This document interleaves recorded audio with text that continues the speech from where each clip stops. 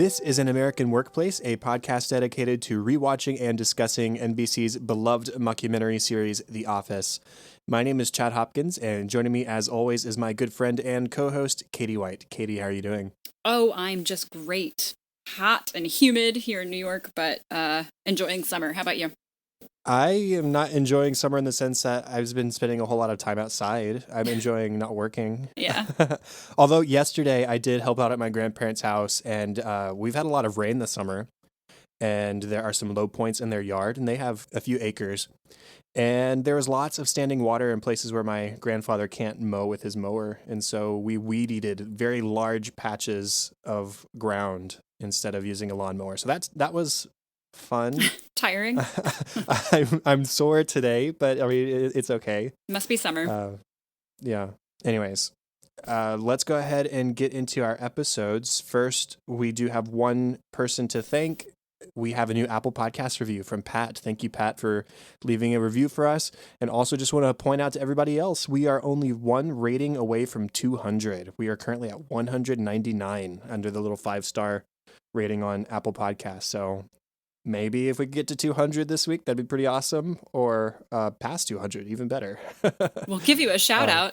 I mean, we'll give everyone else a shout out too, but if you are 200. Well, we've got 2 episodes today that it lined up to where we're doing 2 producers cut episodes. And this first one was actually pretty lengthy. It was 33, almost 34 minutes long, as opposed to the normal 21 to 22. This is Angry Andy. It aired on April 19th of 2012, was directed by Claire Scanlon, and was written by Justin Spitzer.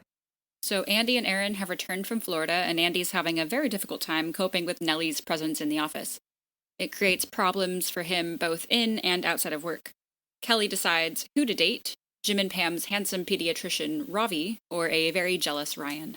Just starting off, Andy and Aaron are back. I want to try and touch on all the additions from the producer's cut since it's basically deleted scenes for this episode. So one of the very first producer's cut things added to this episode, when Andy and Aaron show up, Andy tries to tell everybody the story of how he surprised Aaron and all that kind of stuff. But then Stanley interrupts him, says, "How long the drive? How long was the drive?" Then Oscar interrupts to say, "Oh, my lumbar would have been killing me after that long a drive." And then Kevin interrupts and says, "Oh, Oscar, you should get the lumbar cushion that my dad has. Let me struggle to remember the name for you for a second." And then Dwight interrupts to ask about how many times he had to fill up his gas tank. And then lastly, Angela interrupts to ask about how much that would have cost as far as gas prices go. How much did gas cost down in Florida? And so all this time, Andy was trying to continue, but he kept getting interrupted. And so he says, "You know what? I'll just email you all the story." So there's that. People seem to be generally happy that they're together again, too, now that they've officially become boyfriend-girlfriend after he has broken up with Jessica in the previous episode. And especially Phyllis seemed to have a big smile on her face about that, which is nice because she does have a vested interest in Aaron from the brief period of time where they thought they might have been mother-daughter. But things are not all happy-go-lucky, hunky-dory. Andy has to deal with the reality that Nellie has taken over his office, and it doesn't really even occur to him until he sees Kevin is wearing his sweater, and Dwight has bubbleized a figurine that he had in his office of Old Salty. So the very first thing on his agenda is to deal with Nellie. Yeah, so Andy enters his, or maybe Nellie's, office and introduces himself and thanks Nellie for watching The Office in his absence and says, "Great, I would love my office back. Thanks for your help." And she repeatedly says no. When Andy goes to Robert about this, Robert instead reprimands Andy for leaving, and he tells Andy that he's appreciated his romantic quest. He gets that. But you know what? We live in a time of phones and computers and written language. Just tell her how you feel that way rather than abandoning your job and your employees. You know, you can still do the romantic thing, just do it from Scranton. Mm-hmm. And that scene was actually part of the producer's cut as well. Right. And so I just wanted to point that out real quick because that gives us a little bit of insight into why Robert was so keen on choosing Nellie instead, aside from his sexual attraction. Right. And Andy swears, "You know what, this will never happen again." And he swears, even if she's taken, like in Taken, by Albanian human traffickers, he won't, he won't do anything about it, which I find unlikely. But he will never leave the office again, he swears. But Robert is still very wary and still not, at this point, choosing one or the other. he does try to confront Nellie, and she says no to him. He says, "Well, I'm not accustomed to being told no." And Nellie says, "Well, you better get accustomed to it because then it feels so good when they finally say yes." And that seems to maybe be hinting that, hey, Robert, I know that you're into me, so deal with the no now and you'll get a yes later. Like, that's sort of the way I took it. I not necessarily thinking that Nellie will actually go through with that, but that this is something we talked about in our last episode. Nellie apparently is really good at knowing what people want and knowing what to say in order to convince them and manipulate them of what she wants. And so it works out in her favor this time. She's like Robert in that way. They're both very aware of people's perceptions and stuff like that. Mm-hmm. And I'm proud of how Andy handles this at first. I mean, obviously the episode is titled Angry Andy, so we know we're going to get that at some point. But to start with, Andy is very calm, cool, and collected about this. He walks into Nellie's office and he says, thank you. I appreciate that you have stepped into this role in my absence. You've done it admirably, and now I would just like it back. And he tries to be as calm about this as he can. And then eventually, after he's bothered her once or twice, she starts docking his pay. And then he realized just how deep this has gone because Nellie has won over a large part, if not all of the office, because Nellie calls for Angela to lower his pay by $100. And so Angela says, okay, on it. And then Andy says, okay, well, turnabout's fair play. I've got the same sort of pull around here as you do because it's technically my job. Angela, lower Nellie's salary by $100. No response. And so this is really like, it's one step after another, one thing after another that Bill is building and building towards Andy's rage. And part of that is this has affected him outside of the workplace. Sexually, he was not able to perform with Aaron the night before. They were expecting to go on like a hot date and have a good time. Now they're back in Scranton. They're back together. They're excited to be together. And Andy was just not able to do what he wanted to do. And so Aaron is trying to be cool about it. It's not a big deal. It happens. We'll be ready the next time, that kind of thing. But this is just revealing that Andy is like really not just like, I don't know. I'm trying to think of the right words. He's hurt by his coworkers and especially by Robert and Nellie not doing right by him. But it's also like affecting him psychologically to where even outside of the workplace, he's thinking his thoughts are on this to the point that he can't perform in other areas. I feel like we can kind of see him going through his anger management checklist. He's really trying to not get angry. He goes down to Hank, the security guard, and asks him to remove the trespasser. Hank goes up and he says, well, you know what? She's sitting there like a manager and you're standing here like me. So Hank doesn't really see anything amiss. Of course, we know that Hank could be a bit unreliable. Okay, so that didn't work. And Andy doesn't believe that she can dock his pay, so he stays in for $200 worth.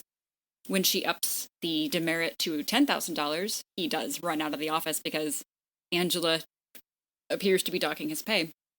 So, as you said, he is upset with his coworkers. I don't think he is letting them know that, but we can see him try to rally them. He tries to get them to do Rudy from Rudy to throw down their jerseys. I think this was producer's cut, correct?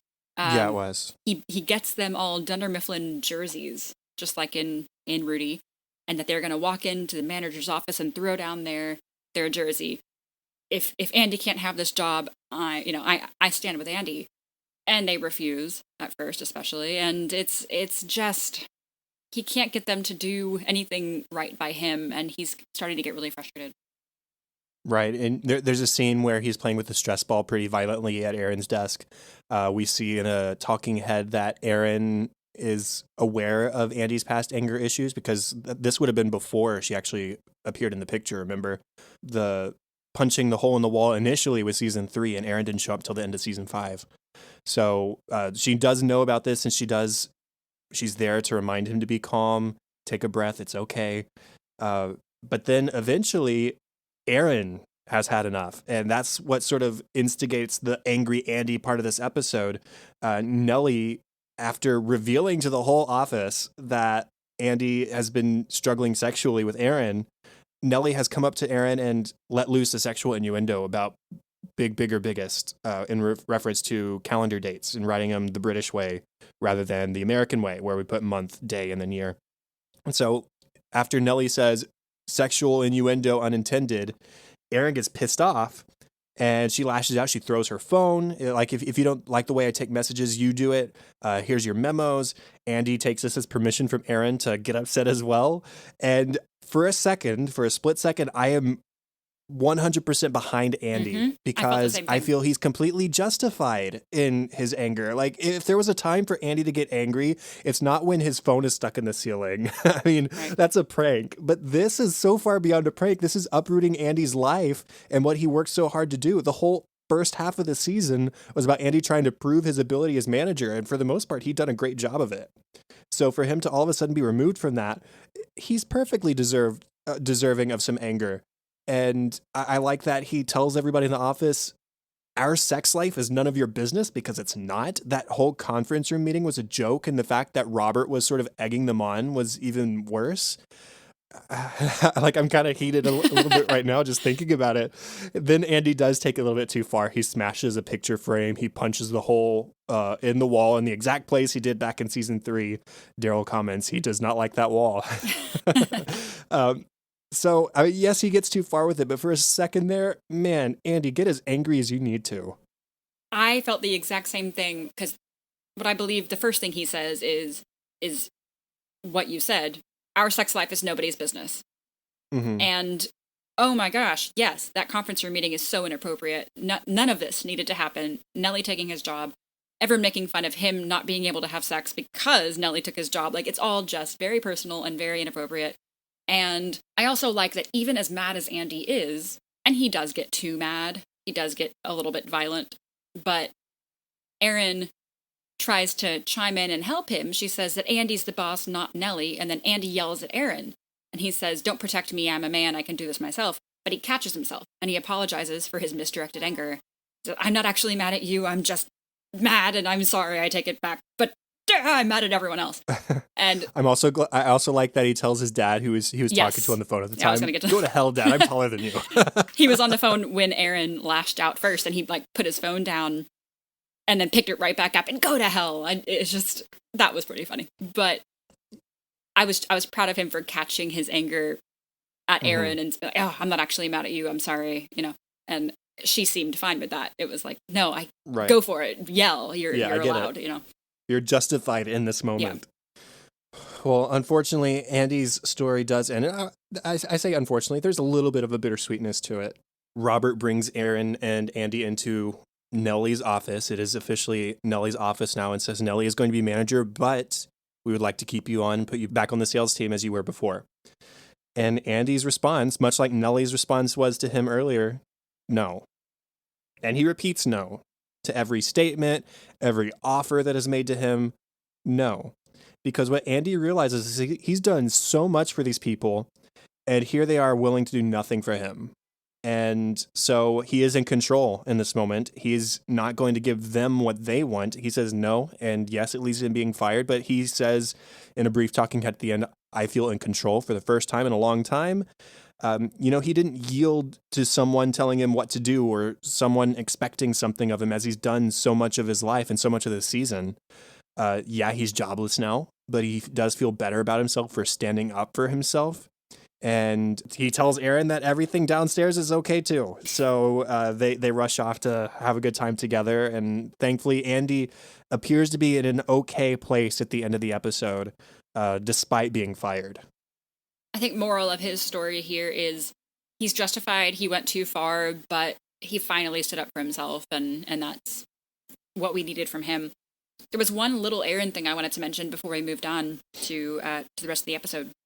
It's small, but it was an extended bit, I believe. Aaron, at the beginning of the episode, has a little talking head. She says, "A month ago I walked out of this office, sure that I'd never come back. I probably shouldn't have emailed everyone telling them exactly what I thought of them."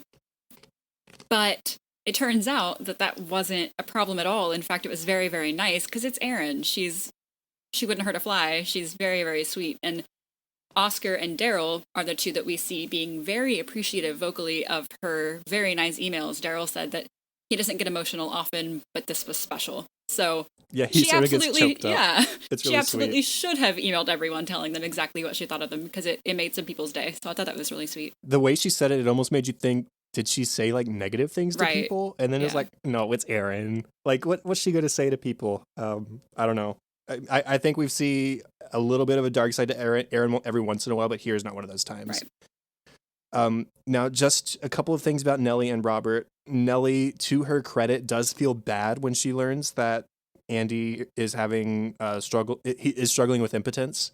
Um, First off, it's weird that Dwight reports that to her. Apparently, Dwight is her information monkey and is just like passing on the goings on of the office, no matter how trivial. And that's one of the things because Erin had gone to Dwight about, when you lost the manager job, did you have this struggle? And Dwight says, no, I've never experienced anything in my life like that ever. And so Dwight passes that on to Nellie and she feels bad. She says, I wanted to take his job, but I didn't want to take away his manhood, his sense of himself. I didn't want to take that from him.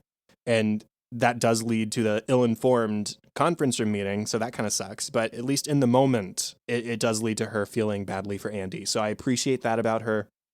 And as far as Robert goes, when the quote I mentioned earlier, when Nellie said, it get accustomed to people telling because then it will feel so good when they finally say yes. He has a talking head that is not in the normal episode, I don't think. I don't think so. He says, I never allow sexual desire to influence a business decision, so I find it best to excuse myself temporarily. I think he says recuse. This is quoted. It doesn't matter. Recuse myself temporarily until I've had a chance to make love and then go back and analyze the situation rationally. Buffett operates the same way. Talking about Warren Buffett, the famous businessman. So I don't want to give Robert credit for anything here, but that's the moment when he says, you two are adults. I'm sure you can come to an agreement or an understanding here. And he steps out. I'm glad that he's not trying to like make a decision when he feels like he's compromised. But I mean, he's the one who let it get this far in the first place. So I just wanted to give him that one iota of recognition. I just realized that this is the second time that the CEO has allowed two people sparring for manager to decide who will be manager. The last time we saw this was Joe telling Dwight and Jim, not Dwight, sorry, Michael and Jim, you guys figure it out, decide who will be manager. And Andy and Robert is kind of saying the same thing here to Nellie and Andy. You're adults, figure it out. Let me know what you decide. Mm-hmm. Which is interesting. Yeah. It is interesting. A little bit different situation since this one was kind of caused by Robert not forcing Nellie out of the office in the first place. Because, I mean, think about this. This has been 3 episodes that Nellie has been in this position. But in real time, it's only been like 3 or 4 days. Yeah. So it's not like this has been something that's happened over a long period of time. But it's like you couldn't let Andy's office sit empty for 2 days, 3 days. Yeah. So, anyways, that's beside the point. Okay. Oh, I had one more thing to say about Nellie before we talk about the other big chunk of this episode. About Erin. Before we talk about the other big chunk of this episode, I like that Erin went to Dwight for advice because it's evidence of the sort of bond that they formed back in Pool Party when they were trying to flirt it up to make Andy jealous. And then maybe a little bit of a bond that they might have shared in Florida just because she was part of Dwight's crew and he was in charge. So I just thought it was kind of nice that she went to Dwight and said, you've gone through something similar. What would you do in this situation? Or did you experience this in this situation? It's a very, very personal thing. And I don't think that Erin is ignorant of that. And so she wouldn't have gone to Dwight if she didn't have some sort of connection to him. Yeah, it's a weird, nice little mini friendship that they have going on. And I like it. Mm-hmm. So moving on to the other bulk of this episode, Kelly. So Ryan and Kelly are apparently now broken up, and Jim and Pam have set up their pediatrician, Ravi, with Kelly. And Pam swears it has nothing to do with race, but they both happen to be Indian. And Ravi is, by all appearances, great. I mean, he seems polite, he's well-educated, he's good-looking. And Ryan is not happy. He overhears the four of them talking about the babies, and Ryan chimes in completely sincerely. Oh, another tip, never shake the baby. Yeah, thanks, Ryan. He's just trying to get in the conversation because there's this guy talking to Kelly, and it's not him, so he's just trying to insert himself. And Ryan thinks he made a mistake letting Kelly go. He says Kelly's the best thing that ever happened to him. Really? Because all you do is complain about her. And that he misses her, and he tells Jim and Pam, I'd rather she be alone than with somebody. Is that love? No, I don't think you know what happiness, like no, you don't love the other person. You're just jealous. Like, that's all that is. Yeah, and later, after he's shown her pictures of himself that were taken during a trip with them together. So, like, all these pictures were taken by Kelly, but they're exclusively of Ryan. Oh, remember the time? Like, that's so romantic, isn't it? And after that, he has a talking head. He says, I'm in love with Kelly Kapoor, and I don't know how I'm going to feel tomorrow or the next day or the day after that. But I do know that right here, right now, all I can think about is spending the rest of my life with her. Again, that could change. Like, how flaky do you want to be? That is so non-committal. It's not even funny. And Kelly has a talking head where she says, I am seeing a side of Ryan that I have never seen since the last time we broke up. Right. That one was added for the producer's cut, I'm pretty sure. Like, that's yeah, so this is a trend. He's only sweet to you, and he's not even good at being sweet when he wants you back, when he feels like he's lost you. So this whole episode, he is getting more and more and more desperate. Pam, however, takes a vested interest in this. She is vehemently against Ryan, as we've seen more and more recently. She's just not a fan. And Pam asks Kelly if, instead of lunch, she wants to shop. Kelly freaks out. She's so excited. So they're online shopping at Kelly's desk. This is extended, I believe. And Pam brings up Ryan. And Kelly says that she started to have feelings for him again. And Pam asks, well, remember how it felt when he cheated on you, though? And Kelly had to ask which time. If you have to ask which time, I mean, if you have to ask at all, like, it's not, But then Ryan confronts Pam in the break room. He says, I heard you were bad-mouthing me to Kelly. Pam tells him that all she did was remind Kelly that Ryan used to treat her poorly and that they're not that good together, and all he did was complain about her. And Ryan says, that's your opinion. And her opinion, but not my opinion. Okay, well, if it's her opinion, maybe it's valid. And he tells her to tell him directly if she has something to say to him. So Pam is so honest with Ryan here. She says, you know what? I don't like you. I don't like you much at all. And Ryan argues that he's a much better match for Kelly than Ravi is, and everyone in the break room disagrees with him. Oscar, Kevin, and Nate, who, by the way, has never met Ryan personally, but he's going to go ahead and just say that, having known Brian a short while, he prefers Ravi. And again, I've never met him. So everyone is like, dude, Ravi's clearly the whole package, and you are not. So Ryan is just getting more and more egged on to make a big grand gesture, which he will by the end of the episode. Yeah, and there's another scene that was added for the producer's cut. Jim and Pam are talking to Kelly once again in the break room, and they say, what do you even like about Ryan? She says, Ryan keeps up with all the latest technology trends. Like, oh, good. That's something to look for in a romantic partner. And he's very honest with me about when I put on weight. Good. Yeah. And he has the soul and the body of a poet, and I don't know what those either of those really means. And then she has a talking head. She says, Ravi makes me incredibly happy, and Ryan puts me through so much drama. So I guess I just have to decide which of those is more important to me. So, I mean, we know that Kelly loves drama. It really shouldn't be that surprising that she's having such a hard time with this decision, especially considering the history that the two of them have together. But, I mean, come on. There really is an obvious choice here, and Kelly just can't see it. Meredith chimes in as well and says that when she was younger, she had to choose between a Ryan and a Ravi, and she chose the Ryan. She says, well, if I didn't, I wouldn't have my kids. And Jim reminds her, well, you'd probably still have kids, and Meredith agrees. She says, yeah, I'd probably have better kids. You gotta go with Ravi. And Daryl speaks up and says, you just gotta look into your heart and see what it wants. And if it's not Ravi, then you need to change it to Ravi. He's the right choice. And so at the end of the day, when everyone's leaving the office, Ryan is waiting outside on a white horse for Kelly outside the office, and he has an awful speech prepared. He says, Kelly, I have a few things I want to say to you, so please don't interrupt. Kelly says, I wasn't going to interrupt. He says, well, you do a lot, so just don't. Thank you. I know that I haven't always treated you the way that you, for whatever reason, feel that you deserve to be treated. But I want to marry you, Kelly Kapoor. Maybe not today, maybe not tomorrow, but someday. And probably.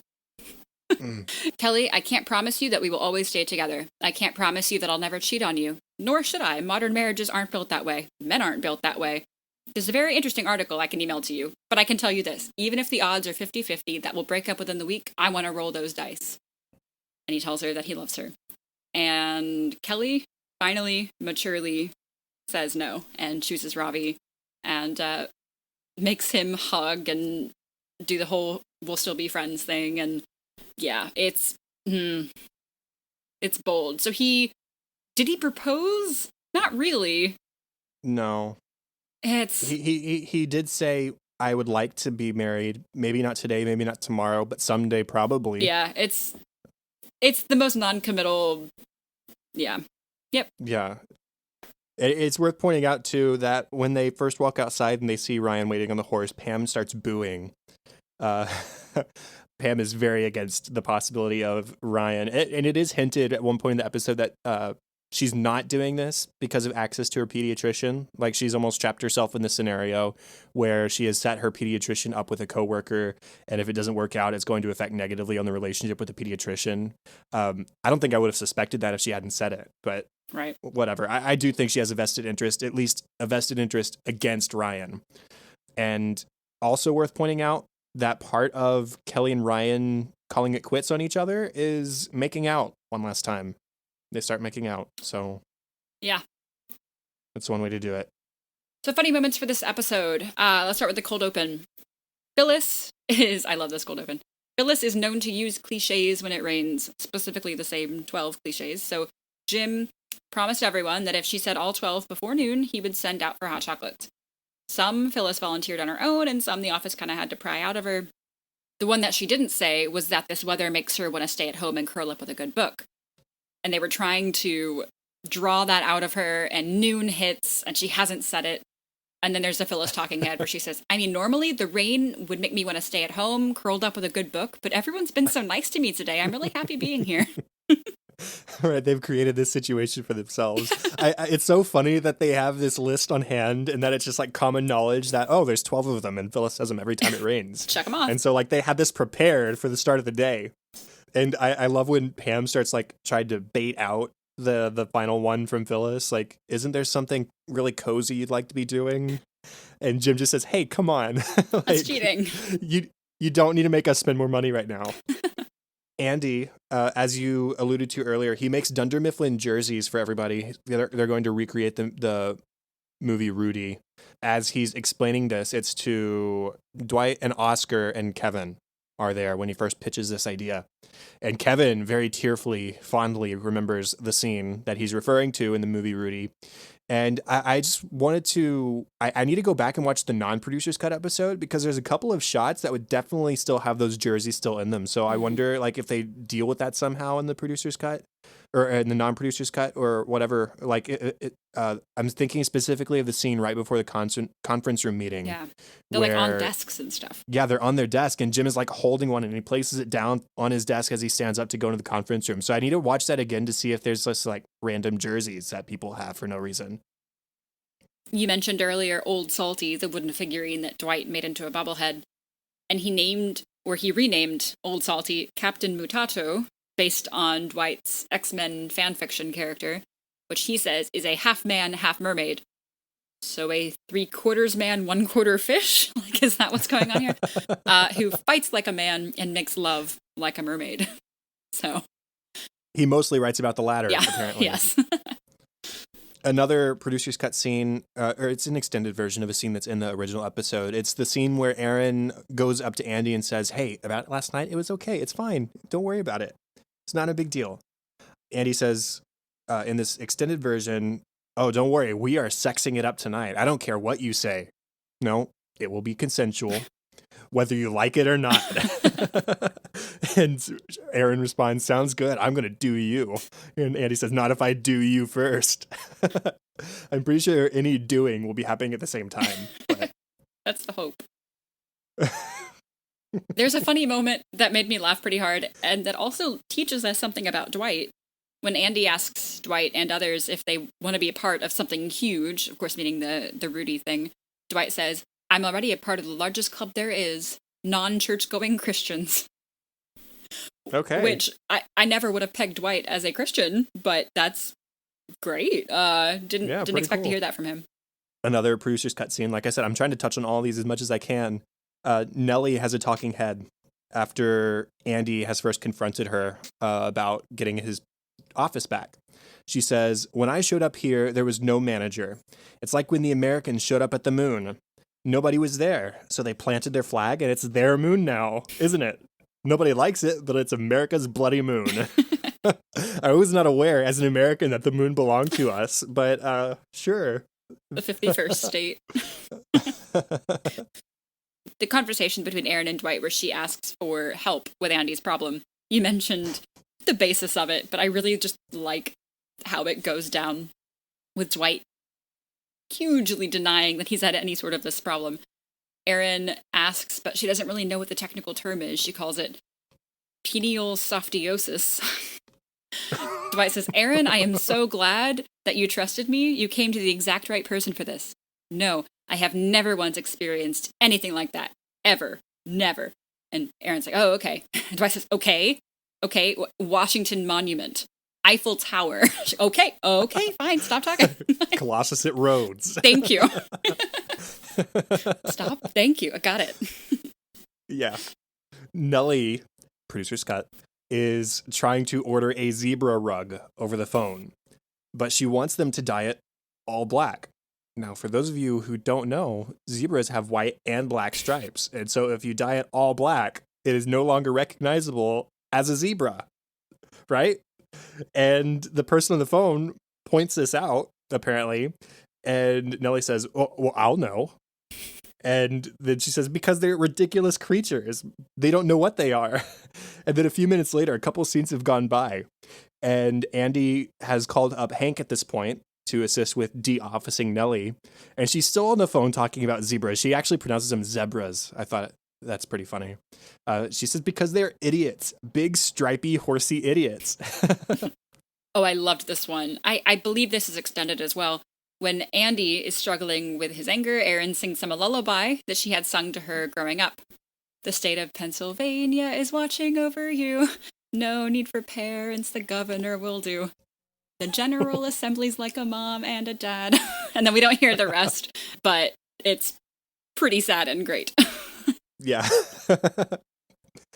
When Robert and Andy are first talking, before they try and confront Nellie together about giving Andy the office back, Robert posits a couple of scenarios to Andy. He says, what if Erin realized that she made a mistake and she went back to Florida? And he says, she would know how I feel and I wouldn't follow her. Robert says, okay, what if she's kidnapped by Albanian human traffickers? Andy asks, like, in Taken? You mentioned this earlier. But Robert says, what? Yes, of course. If she's taken, that's what I'm talking about. So he clearly doesn't get that he's like referencing the direct plot of a movie. And Andy says, okay, well, I would stay in this office. Robert says, oh, I'll remember you said that. And he just immediately leaves to go confront Nellie. And Andy's like looking panicked at the camera, like, oh, are you going to hire Albanian human traffickers to kidnap my girlfriend? Is this something I actually have to worry about? I believe it's in the conference room meeting. Yes, it is. The very inappropriate conference room meeting where they are talking about Andy's issue. And Gabe chimes in. He says, I don't see what the problem is with Erin and Andy not having sex, because Erin doesn't even like sex. She said it was like being tackled by a giant skeleton. Probably in just you, situations. Friend. In that conference room meeting, Pam tries to make Andy feel better by having Jim, quote, confess a time when he had issues with impotence. And so Jim struggles and he makes up, yes, that time it was very late. We'd had sex so many times already. I was exhausted. I was very drunk. And Pam's just like, okay, stop it. Like, this is not going to help Andy whatsoever. Qualifying everything. There's one that's a little bit PG-13. Phyllis is trying to make Andy feel better. She says, if it makes you feel better, I never had an orgasm until I was 42. And when I did, it lasted till I was 44. And then there's a Phyllis talking head. She says, 43 was, I got nothing done. Would that have been during the course of the show? Like, so she and Michael are the same age. Right. I'm sure we learned how old Michael was at some point. Yeah, I probably would have been. I'm pretty sure it would have been at least like season 1 or 2. Yeah. But I haven't done the calendar The homework. math, Yeah, if anybody wants to find what out. Season? Ryan, at one point, talks about writing a poem for Kelly. He can't read it for her because it would be too painful. My heart couldn't even handle it. He says, this poem would crush you. And at the end of the episode, Jim and Pam dig it out of the trash to read it. So they find it, and Pam reads the first line. Kapoor and Kadesperate, he watches. And Jim, even though he was sort of exasperated at the thought of digging this out of the trash in the first place, says, second line, okay, like, keep going. If you started this, keep going. Pam says, he is a drifter out to sea. And then we skip forward. They finished, or gotten to the end of the poem. Jim is reading. And when the Indian Ocean calms, one speck of white remains in waters cold and Kelly green. And Pam says, it's just so dumb. And then she starts like choking up, about to cry. But when he describes himself as a child lost on the life raft. And then we cut to a brief talking head where Jim is emotional as well. Looks like he's been crying a little bit. He says, Ryan can never know. And I just like how it is very dumb. The Indian Ocean, that's Kelly. Mm-hmm. One speck of white, that's Ryan. Like, Kelly green, that's Kelly. Like, it's just very on the nose, but apparently, as a whole, very moving. Ryan, during a talking head, says, Kelly and I broke up and she can do whatever she wants, and her new boyfriend seems awesome if you're into Indian people. I'm not. I think you about that, Ryan. I hate to break it to you, but Kelly's Indian. During the conference room meeting, Erin is trying to put a stop to this. She says, Toby, doesn't HR have rules against talking about this kind of stuff? And Toby just says, Erin, HR is a joke. I can't do anything about anything. So he finally admits it. He's just like, maybe like to Michael, he could sometimes put up a fight, even though he knew he wasn't going to win. But with Robert, it's just like, I'm not even going to try. We haven't had much Toby recently. It was nice to hear a line from him. Yeah. Creed, also at the meeting, Nellie says that she's been with several older men. Both Robert and Creed say, how old? Gross. At the same time. And Creed says, Jinx, buy me some Coke. Not a Coke. Not a Coke. We made the same connection there. He didn't say specifically what kind of Coke he is wanting. So just got to be careful with that purchase. There is some Coke and there is a Coke, and those are very different. Nate, in the scene where Andy proposes the Rudy idea, they are outside the office to the side, sort of halfway between the front door and the entrance to the warehouse door.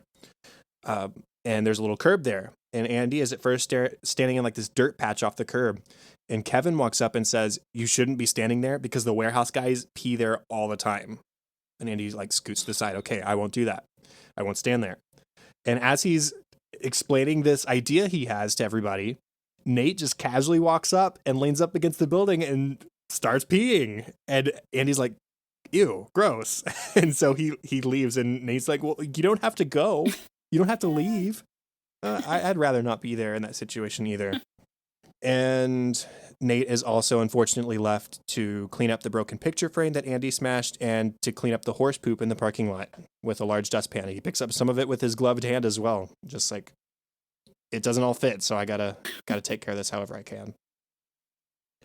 Okay, let's go ahead and get into our discussion topic. Do we think Andy would have been able to convince Aaron to come back to Scranton if he hadn't made the journey down there?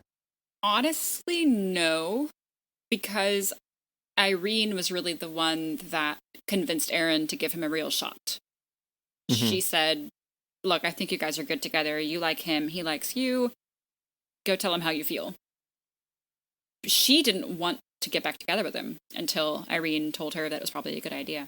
Yeah, and part of what convinced Irene that Andy would be good for her was that he was putting his job on the line to get with her. Yeah. So I understand Robert's point. Andy has responsibilities as the manager of a branch up here.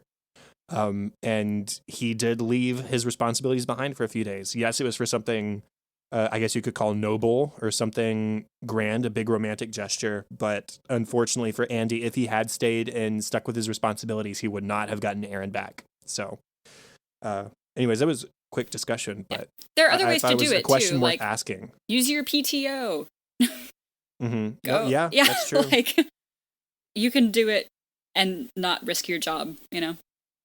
Yeah. So moving on to our next episode, also a producer's cut, was Fundraiser. It aired April 26th, 2012, directed by David Rogers and written by Owen Ellickson. Dunder Mifflin Scranton is attending a fundraiser being sponsored by Angela's husband, Robert Lipton, the state senator. And the recently fired Andy will be attending as well as Aaron's date. Andy struggles to hide his jobless struggles from his former coworkers while Nellie tries to befriend Daryl, and Dwight participates in a silent auction. So Andy has shown up to the office and is hanging out in his car, hopefully waiting for Aaron, but it's weird to everyone that he's there. It's weird to everyone except Aaron and Andy. Dwight takes it to mean that, of course, there's going to be an office emergency. Andy's back to attack people because he does have an anger issue, but I don't think he's that kind of guy to, do anything to the office. But a few people went down to ask Andy if he's okay. Aaron puts it on videotape just in case. And Angela even admits that they think that he might kill Robert. So everyone's a little bit concerned about Andy. What's he going to do? Why is he here? It's a little bit weird that he's in the parking lot. But when they find out that he's going to be at the fundraiser, which is a Dunder Mifflin thing, with the exception of Robert Lipton, Angela's husband, everyone else is Dunder Mifflin. And now there's also Andy, who is no longer Dunder Mifflin, and everyone is weirded out by the fact that he'll be there. Yeah, especially Kevin. Kevin is sort of the voice of reason for a lot of this episode, which is funny. Andy doesn't appear to be overly angry. He's nothing like that. He seems to be handling things pretty well. He starts talking about sharing his life. He says, I'm writing a rock opera. It's not like I'm even writing it. It's like I'm receiving it. Okay. It's about a hero in a dystopian future who rides in a spaceship shaped like a treble clef and has to sing his heart out to destroy all evil. It's like, okay. I mean, passion projects, sure, why not? But then he keeps sharing, and he shares with Robert specifically, and he reveals that there's an evil character, the villain. His name is Thomas Oregon. Common first name, state last name. Who does that sound like? And this guy wants to destroy all the guitars in the world because he realizes that music is the one thing he can't control. And it's clear that Andy is directing this at Robert, and he's sharing this specifically with Robert to, like, make it vindictive. Like this is going to be really popular, and everybody's going to be you're going to be exposed, like, for what you really are. And Robert suggests to him, maybe you and Aaron should leave. You should enjoy a romantic evening together. I will even pay for it. Leave. Get out of here. Stop making this situation what it is. And Andy refuses, and he says, let's move tables. I'd like to buy 2 seats at another table. Well, at these fundraiser events, you can't just buy 2 seats. You have to reserve an entire table, and they are not cheap. They never are for these kind of events. But he does it anyways. So he flippantly buys this table, spends a whole lot of money that he didn't need to spend. Later, Robert is giving a speech about these older dogs that were in service. They were like service dogs. They were in service of elder people who died, and they were left at the shelter, not likely to be adopted because older dogs never are. And Andy steps up and he says, you know what? I will adopt them. Erin is horrified because her boyfriend just offered to adopt 12 elderly dogs. And it turns out these dogs are going to need a lot of additional care. There's one dog of the 12 that requires medication every 90 minutes. 90 minutes. That's several times a day. And that's just one of them. And he's trying to make this heroic gesture, like, my life is obviously okay. Look at what I'm doing for these dogs. Look at this opera that I'm writing. My life is great. But we know, or at least we figure out, that it is just all a facade to try and make people think that he's okay when really he's not. He also runs into our old friend David Wallace, who's at the Surprise! fundraiser, which was fun. David, who we last saw, I think, at his home with Michael, Mm-hmm. and he was working on something called Suck It with his son, a toy vacuum. Yes, Suck It. And he was in a deep depression, and he is now great. Like, really great, because the U.S. military bought the patent for Suck It for $20 million. So he's fine, and he's happy, and he never has to work again a day in his life if he doesn't want to, and he's great. So Andy feels, I don't know, good and bad about that, because, well, David's fine. He was fired, and he's okay. You know, it might suck for a while. It might suck it for a while. Uh, but it's gonna get better. I mean, maybe he'll make $20 million on a patent. But it's David Wallace who kind of lives this charmed life that Andy sort of wants to have but doesn't. So I feel like that just throws a kink in the whole day that was already pretty weird. So Andy's just on edge when he adopts these 12 special needs dogs. And as you said, Kevin has been the voice of reason today. So Andy is kind of cuddling up with all of his new dogs. And he says, I'm fine. This is the best I've ever been. I'm great. And Kevin says, you're not okay. You're a mess. This is the worst thing to ever happen to you. And I like that, as harsh as he's being, because it's okay that you're a mess. Something bad happened to you. Something unfair happened to you. And you're allowed to be a mess. This is the worst thing that's ever happened to you. It's okay. And I like that Kevin told him that, because Andy admits, you know what, you're right. I'm not okay. I'm not okay. I'm having a little mental breakdown, and that's okay sometimes. Right. I mean, Kevin, this is a great time for him to not have a filter. Yeah. Because he does speak a truth that Andy needs to hear, that you are not okay right now, and that's okay. Jim and Pam are there too. And Jim says, this is still fresh. Pam says, admitting that you need help is the first step. That's fine. Aaron says, we will be all right. Kevin then says, no, he won't. But that's when Kevin, I think, maybe goes a little too far. I think he was definitely right about Andy not being okay, but things will get better, whether Kevin says they will or not. The happy ending of all this, obviously, Andy wasn't going to adopt all of these dogs after finally admitting to himself that he has a problem. But several of the office members do adopt the elderly dogs. And so they are not left at the shelter, which is good. A fun side story here. Oscar is of course at the fundraiser, and the senator, upon learning that Oscar is a dog person, gives him his card in case Oscar wants to get more involved with the animal shelter. And the card has a cell phone number on it, which the senator points out and tells Oscar that he'll be more likely to pick up late, like after 9, and kind of gives him this look. And Oscar, of course, oh my gosh, this is amazing. This confirms 3 things. I'm right about the senator. I still got it. And poor Angela. So when Oscar tells Jim and Pam this, Pam is floored and just, oh my gosh, you were right. And convinced that Robert is hitting on Oscar, but Jim's not convinced. So he tries to go get the senator's cell phone number, trying to prove that he gives it out to everyone. And he succeeds. So this tells Oscar and Pam one of 2 things. Either Jim was right, or the senator thinks that Jim is gay. So they kind of joke about that for a bit. But then when they see the senator give his cell phone number to Meredith, they know that, no, he really does give it out to everyone. On his way out, though, the senator says goodbye to Oscar and takes some time and lingers for a little bit on his goodbye and reminds him to use the cell phone number and touches his arm. And it really looks like he's sitting on Oscar. It does look like it. And so even though Oscar was at first bummed when Meredith got the cell phone number too, he says, obviously I'm not rooting for Angela's husband to be gay, but I am lonely. I am aging. And so there at the end, when it appears again that Robert is flirting with him a little bit, he's excited again that he maybe was right after all. And I mean, we still don't have 100% confirmation. We'll see. By the way, how non-efficient it is to write your cell phone number on every business card as you hand it out, rather than just include the cell phone number on the business card in the first place. Yep. but whatever. Yep. Or if it's not printed, if you know you're going to be doing that, write a few ahead of time. Like, Right. I'm glad you took that story because I'm glad to take the Nellie yeah. part of the story. Because as I said in the summary, her goal this episode is to befriend Daryl. She says in a talking head, "Tonight could be the night that Daryl and I go from casual work friends to actual good friends. The only thing standing in our way is the contempt he seems to feel for me." It makes sense that he would feel contempt for her. He and Andy were good friends. And not only did she take his job, she directly led to him getting fired.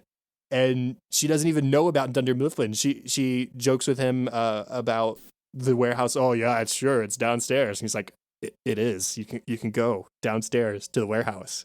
She had no clue. She's been doing this for a week, 2 weeks at this point. So they are sitting next to each other at the fundraiser, and she tries to buddy up with him. She laments that there's not real food here, like hamburgers or Oreos or pizza pie or what's another food that we both like? Daryl says tacos, and she says, "Oh, what I wouldn't give for a big mess of tacos." Taco. Right now. I quote that all the time. A whole mess of tacos. And so, well, I'll go get some if you give me the money. She says, "Okay, so for 2 tacos, that means we're going to need 20?" And he says, $30. That's how much we need for tacos. And so she gives him the money and he leaves. He comes back and he says, "Oh, the tacos were on sale. 8 for $3." And he watches just astounded as she attempts to eat a taco. She holds it up to her face and she scoops the inside of the taco into her mouth rather than like actually eating the taco. She's scooping it into her face. And there's one thing that's added in the producer's cut in this scene, and I like it because Daryl sort of cedes a little bit and he's like, "Okay, let me show you how to eat a taco. You need to do this and you do this." So we get that in the producer's cut, and then he has the talking head that is in the original episode where he just says, "She's trying." So I'm glad that we had that little bit of extra where we see Daryl is not just laughing at her expense. He is helping her to Americanize a little bit. That bit is also really funny because not only does Nellie not know how to eat a taco, she doesn't know what tacos are. She says, Right. "I've never eaten a taco. I'm not entirely sure what they are. As long as they're not slimy, and please God, don't let them have eyes."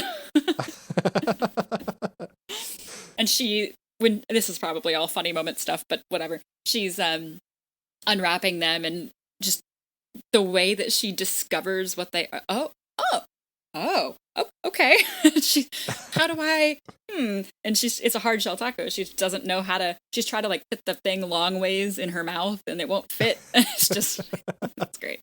She's so funny. This might have been in the producer's cut as well, where she's like, "And what do I do with the crispy holder after I finish?" Which, how have we not mentioned, if no one is watching the show with us right now, which of course people are, but this is Catherine Tate, who, if you're at all a nerd and have watched Doctor Who, like, she's just, we love her, and I'm glad she's on the show. I still type Donna like 3 out of 5 times every time in my notes. Which is so funny because in both shows, she played a character that I didn't love to start, but grew to like quite a lot. Yeah. There's one more thing to talk about in the character moment section, and it is entirely in the producer's cut. This isn't something that was shortened a little bit in the normal episode. It just does not exist. So Pam is sitting at a table with Jim, obviously, and also Phyllis and Stanley. And Pam comments on the flowers on the centerpiece, and she says, "Oh, I wonder where they got them." And Phyllis says, "Oh, they're so predictable. Daffodils in spring. What's next? Mistletoe at Christmas." And so Pam is inspecting them a little bit closer, and she finds a tag that says, "Please take this home with you. Like, this is yours at the end of the night." And Phyllis changes her tune. And she tries to make Pam less interested in the flowers because clearly she wants them for herself. She says, "Even in your house, it's a little much." Pam's like, offended, obviously. She says, have you ever been to our house?" Phyllis says, "Not exactly, but I know the Flats, like an area of town, the Flats." So Pam has a talking head, and she says, "I'm going to say what everyone else is afraid to say. Phyllis is a bully, a big, beautiful bully, and she is not getting that centerpiece." And I mean, it's true. We've seen other instances like this, especially Phyllis towards Pam. I don't know what the animosity between those two is, but and it's only like one way. Yeah. We've seen them in the past with the purple, a long time ago, with the purple outfits and, you know, Pam kind of joking about it and Phyllis saying that it looks better on her. And just, yeah, she's pretty sassy towards Pam. Mm-hmm. So later on, Phyllis starts talking about how she gives $1 to every charity, you know, for the free stuff. It's amazing what you can get for $1. And, oh, plus it's nice to know that you're making a difference, which you're not for $1. Pam chimes in that she and Jim donate to the Red Cross. Phyllis asks if they're sure that they should be donating, what with their financial situation. Okay, rude. And then while Pam was away, Phyllis took the centerpiece from the table, put it in her car, but swears that she threw it in the garbage because she knew it was bothering Pam. No, pretty sure you just threw it in your car, and Pam calls her out on that, and she's just in a mood this episode. Yeah, Pam directly says to her, "You are out of control." Yeah. And Phyllis just says, "You knew how this was going to end." Whoa. Goodness gracious, Phyllis. Calm down. If this was a fun rivalry over, you know, fighting for the centerpiece, great. Let it be a fun game, but this was not that. No, this was Phyllis like directly changing her mind about something just because she knew Pam wanted it. Okay, let's get to the funny stuff. Yeah. This cold open is really great, and I kind of want to just read the whole thing because it's better, but I won't. So Ryan at the start is like pacing back and forth. He's got his hands up behind his head. He's real stressed. No. And Jim gestures towards Pam like, okay, somebody needs to bite or he's just going to bother us like this all day. And so Pam says, okay, well, fine, Ryan, something the matter? And Ryan just says, Smokey's dead. Pam's like, Smokey the bear? And Ryan says, Smokey Robinson. He died like an hour ago. I guess I'm the first to know. No. Sure, you're the first to know. Yeah, you found him, Ryan. Like, yeah. And Jim says, wow, that's terrible. I really liked him. This is turning into me reading the whole thing anyways. I'll try not to. And so Ryan then blows up in Jim's face and he says, oh, you liked him? That's nice. Did you like when he changed the course of American music like 2 or 3 times? Did you like that Tracks of My Tears is maybe the last true love song ever written? I'm glad you liked him, Jim. I am completely devastated right now. Jim says, well, I second that emotion, which is the name of a Smokey Robinson song. Ryan doesn't pick up on it. And so Pam then challenges him to name any more Smokey Robinson songs, any of them at all. Smokey Robinson or The Miracles, it doesn't matter. And he can't name any. He says, so many. He says, I'm not playing this game, Pam, not today. And it goes on from there. It's just ridiculous that Ryan is like trying to prove how deep he is about music, according to Pam. And he can't name a single other Smokey Robinson song despite claiming to be such a big fan. And they even go so far as to say Oscar debunks this. He finds on CNN that this was a false rumor to begin with. So, thank goodness.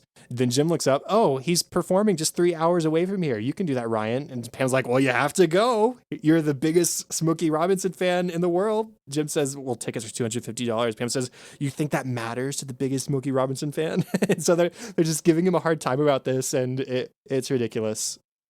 Smokey Robinson's good, by the way. The Miracles. I like the very ending of this. He's angry and he starts storming out, and on his way out, Pam shouts out, oh, and Tears of a Clown. She was remembering another Smokey Robinson song. And Ryan, again, not knowing but the one Smokey Robinson song, says, don't call me a clown, Pam, you're better than that. I would even say like Tears of a Clown is bigger than Tracks of My Tears or I Second That Emotion. Like I know Tears of a Clown more than any other Smokey Robinson song. Maybe that's just me. Yeah, I think I would know Second That Emotion most, but like... I think Love Machine is The Miracles. That sounds right. Anyways. That's about all I might ever know of him, though. Yeah. So, but Ryan knows. Yeah, I'll be honest. I'm not like the hugest Smokey Robinson aficionado. I just know a few of his songs. Yeah, right. But I appear to know more than Ryan does. And Smokey Robinson still not dead, by the way. I don't think. An extended bit at the fundraiser, Meredith spots a guy from behind who she immediately becomes very interested in. He's good looking. And when he turns around, oh my gosh, it's Gabe. And she's a little bit mortified. But he's looking better, apparently. He has recently given up his hair gel because it was giving him a rash on his head. And he stopped his low-protein diet that he had been on for 8 years, so he bulked up a little bit. No wonder he was so thin, not eating protein. And he says the ladies seem to like it. And he's getting half as many bladder infections. Good. So that's a plus. And he also manages to insult Phyllis and Meredith, who are standing there. He says, why is it that so many things are more beautiful in the autumn of their lives? Okay. Yeah. And Phyllis calls him on it. You had to say that. Had to say that. I'm sorry. And any attraction that was there is now gone. At the very start of the episode, Robert walks in and he's wearing his sort of normal getup, except he's got a tie on as well. And he says, "Oh, I hate ties. I feel like I'm being strangled, like I'm at some erotic asphyxiation sex club over on I-84." The Red Room, say, or Dominic. So he tries to be general about it first, like at some erotic asphyxiation. That's a hard word to say. Some erotic asphyxiation sex club. But then he like names a couple of them specifically. So maybe he's like a regular tenant. Dwight, this could have gone under character moments, but the whole thing was really funny. Dwight grossly misunderstands the idea behind silent auctions. So there's a silent auction at this fundraiser. And he thinks it is kind of like on Price is Right, where you guess the price of something, and then if you do, you win. But it is a silent auction. So he does some research. Oh, a weekend stay at this hotel or whatever. And he finds out how much that would be. Oh, a year-long membership to the gym. He calls the gym. How much is a year-long membership? And he writes down the answer. But that's not what it is. It's a silent auction where you bid silently. And so, surprise, surprise, he wins every single item. And he doesn't realize what he's done. He's cocky. He's so excited. I won everything. It's until the person announcing his winning says, your donation is the largest we've ever received at $34,000. And his face just falls. And Jim insists on a speech. And he stands, and he's just so excited for Dwight. Of course, faux excitement. He's just thrilled that Dwight has gotten himself into this pickle. And the crowd applauds, and Jim is left standing, clapping a few seconds after everyone has stopped. And Dwight's speech is basically just berating everyone for the expensive dinner and the expensive decorations. And remember, it's about the dogs. Not this, it's about them. And that's going to be my donation to you. Reminding you what's important, and he just runs away. Right, he tosses the microphone back to the MC and sprints out. He is not planning on paying any of this. When Oscar initially pitches to Pam, he's totally into me. Robert's totally into me. He gave me his cell phone number. He told me to call, and he gave me this look, and he demonstrates the look. And she's like, "Oh man, this is serious. He gave you that look." And Jim says, "Okay, guys, not every glance means something, all right? Life isn't Downton Abbey." And Pam says, "Life is Downton Abbey." Another silent auction thing. Kevin and Creed are talking about the jiu-jitsu lessons that are being offered. And Kevin says, "Creed, I just bid $20 on 6 jiu-jitsu lessons. No one's raping this guy." And Creed gets very serious. "Well, I don't want to be raped." And he picks up the clipboard. He says, 22. Kevin says, "No, it was my idea not to be raped." We can all not be raped. Yeah. We can all want that. All the rest of my funny moments are Kevin moments. Fair. Because, like I said, he's good in this episode. It's a great episode. He has a talking head. He says, so Dwight doesn't understand silent auctions. I guess he's the stupid guy in the office, huh? Up till now, we didn't have one." The implication being, we know that Kevin's kind of the stupid guy in the office, but Kevin doesn't know that. Ryan is doing a little bit of research for Andy. He asks Andy if he's gotten into photography recently, and Andy says that he has. And Ryan says, "What have you been shooting? Children, homeless people?" And then they finish up the sentence together. "Because in a way, they're more real than the rest of us." And we cut across to a Ryan talking head. He's, "Oh yeah, this guy's having a breakdown." He's like, "I've been there. I've been there." Yep. Next Kevin moment. at the end of the episode when he has just been blatantly honest with Andy. You are miserable. This is the worst thing that has happened to you. Things are not going to get better. He has a talking head. He says, sometimes I feel like everyone I work with is an idiot. And by sometimes, I mean all times. All the times. Every of the time. There it is. That's a great Kevin quote. That's another one I quote all the time. Yeah, me too. Every of the time.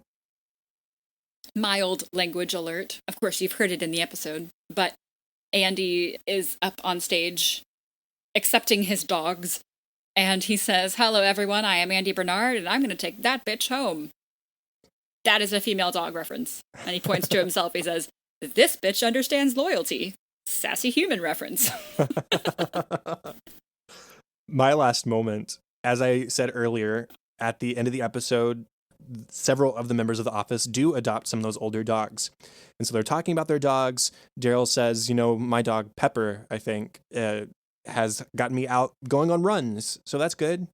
And Kevin then speaks up and says, my dog Ruby doesn't do anything. She just lays there all day. She's so chill. Pam says, what do you feed her? Kevin, well, I put out Pro Bow Wow, but she barely touches it. She's so dainty. He's showing around a picture on his phone of this dog just like literally laying there. There's no animation to it whatsoever. Daryl says, is she sick? How are her poops?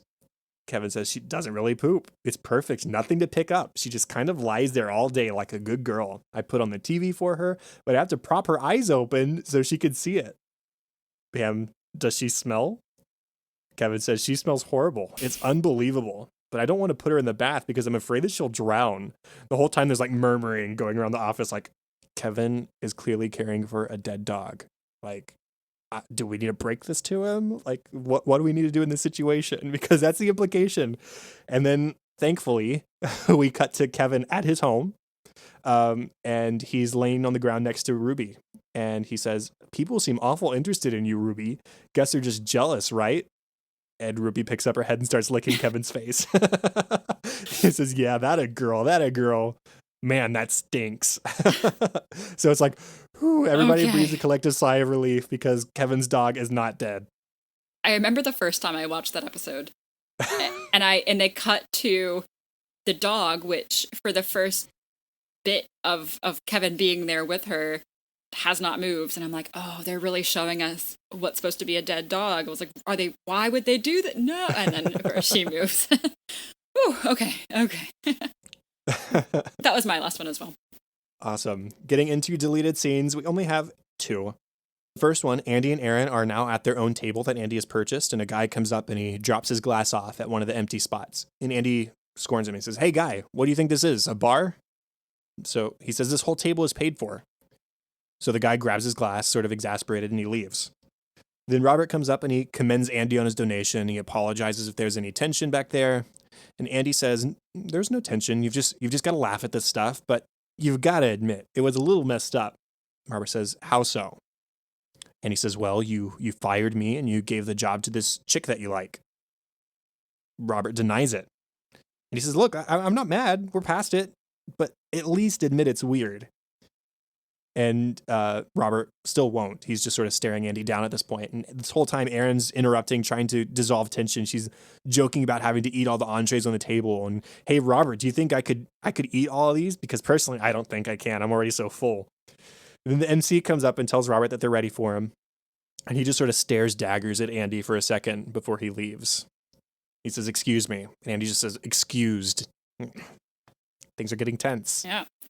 And then the other one was Robert questioning Andy. I should clarify, we have 2 Roberts. Robert, California, questioning Andy about adopting the 12 special needs dogs and wonders if Andy doesn't see this as a desperate cry for attention.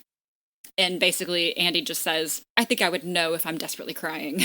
Because I'm sure he's been doing that a little bit as well. But right. Yeah, that's those are the 2 deleted scenes that did not make it into the producer's cut.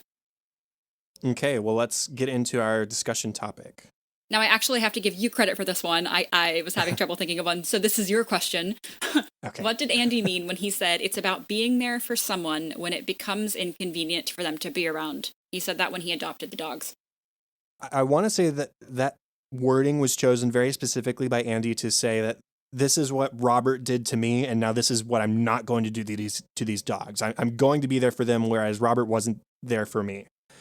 Now, where I'm struggling is he says when it's inconvenient for them to be around.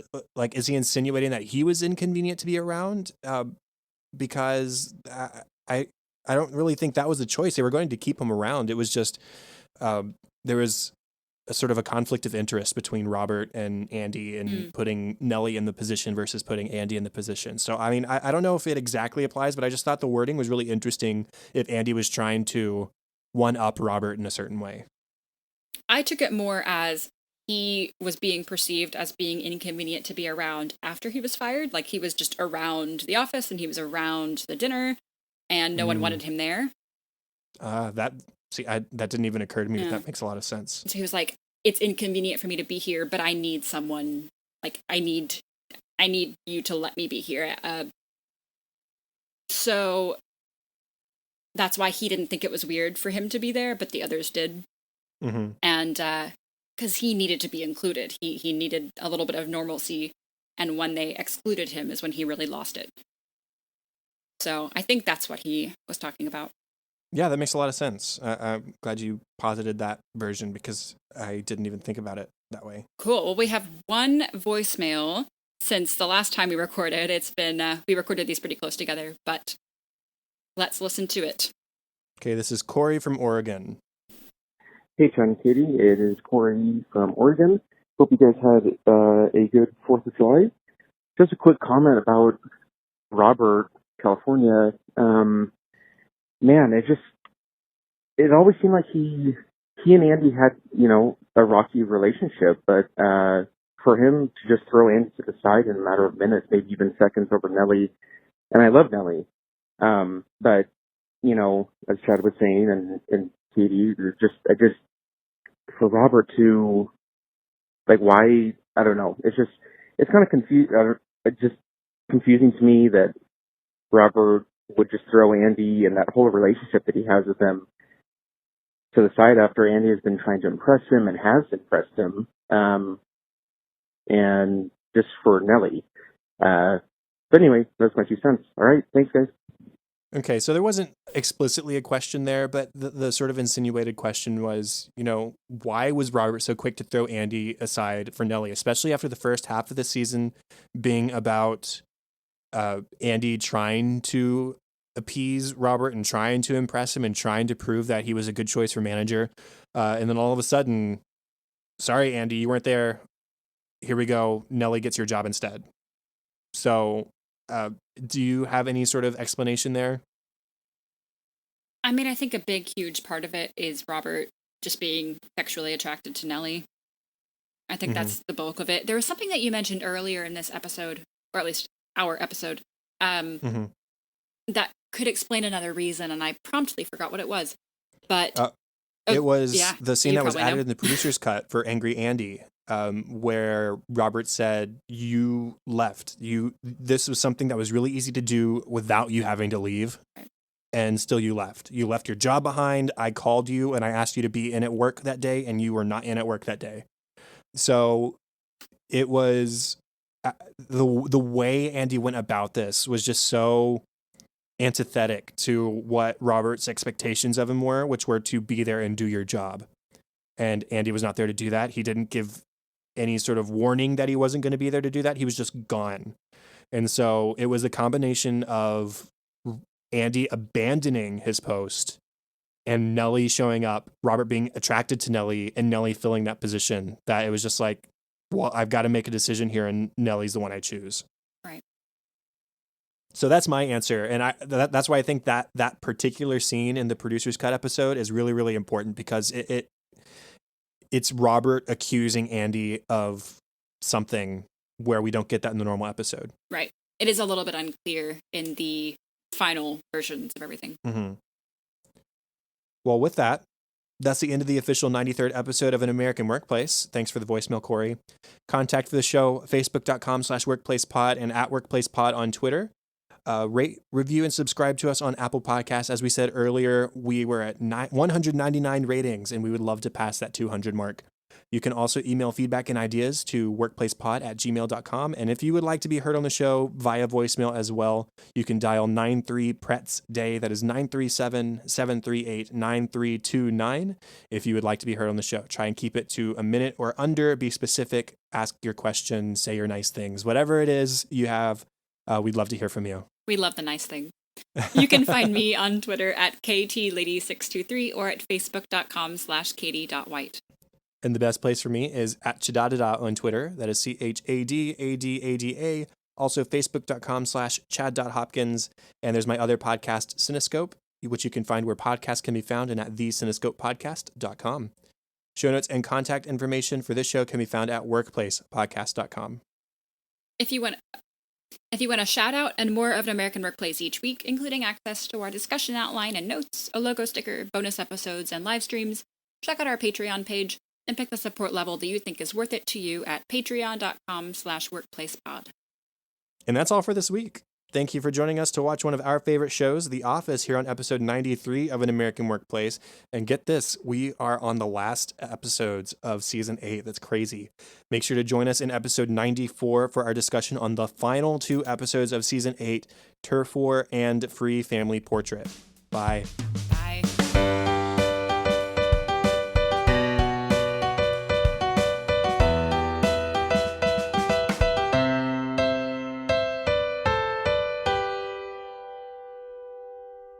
Trying to make Andy feel better. She says, if it makes you feel any better, I never had an orgasm to... Blah, blah, blah, blah.